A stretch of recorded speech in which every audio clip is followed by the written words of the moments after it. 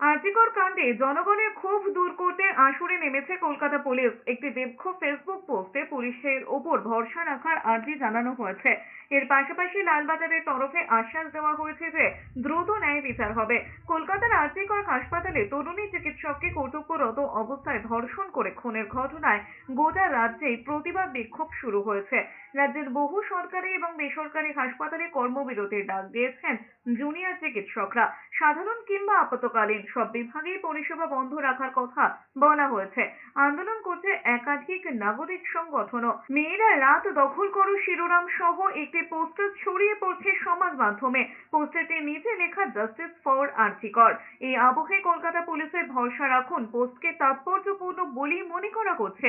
পোস্টে লেখা হয়েছে, আরজিকর মেডিকেল কলেজে যে চিকিৎসক তরুণের মর্মান্তিক মৃত্যু ঘটেছে, এই কঠিন সময়ে কলকাতা পুলিশ সর্বান্তকরণে তার শোক সন্তপ্ত পরিবারের পাশে আছে।